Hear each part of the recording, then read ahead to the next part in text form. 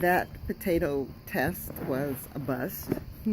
So squash was a bust, cucumbers are a bust right now, even though the vines have grown very good. Tomatoes are doing wonderfully.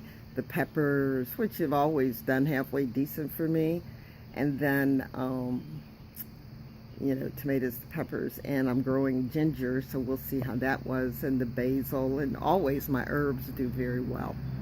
So what you're looking at are sweet potato slips. Now, what are sweet potato slips? Well, you take the sweet potato, you cut it in half, right? Hold on, let me get a sweet potato for you.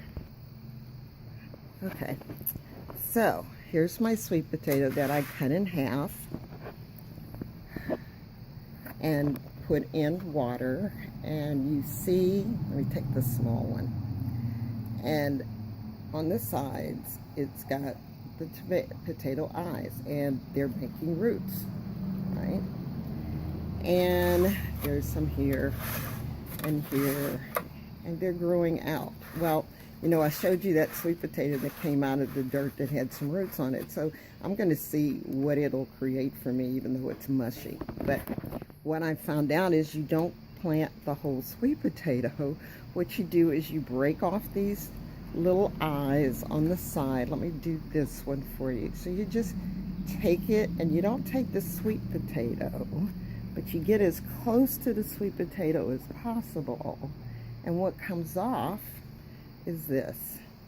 And it has, so it's got sweet potato leaves. What I found out, sweet potato leaves are edible.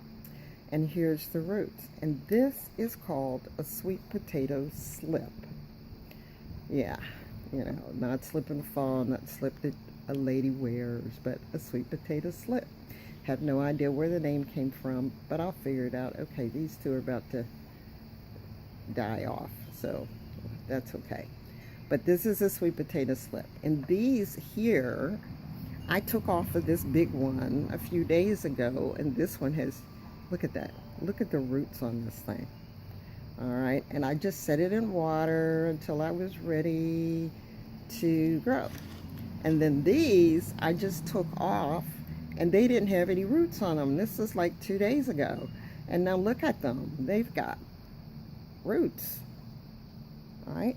So what I'm going to do is I'm going to take that dirt from the white potato fiasco, and I'm going to do several things, and I'm going to go off camera because, you know, planting stuff is kind of boring to me, and I just want to show you what I'm going to do and where I'm going to plant them. So let's go, and I'll show you what I'm going to do. All right. So I have this old laundry basket, and I've got the liner from an old cover that I had, and it's porous because it's the one I'm using here for my tomato plant. And this, remember, I talked about air pruning, so the roots will just stay in the middle. So hopefully this will create a really great spot for my sweet potatoes. So I'm going to do some in here. I'm going to do one bunch in one of those 5-gallon buckets, I believe. And then I'm going to go over here to my flower side of my garden. I got to prune my rose bushes. They really look sad. That's because I haven't taken care of the hibiscus. And I have this big pot here. And I'm going to do 2 slips in here. So 2 slips in this one. All right, and then let's see, and then I'm going to do probably 3 in this one and 2 in that one, and see how many sweet potato plants I get. Now, sweet potato plants, you don't hill them at all. You don't, you know, put dirt up on the side like they tell you for white potato plants. They actually do create their sweet potatoes from the roots, from the slip.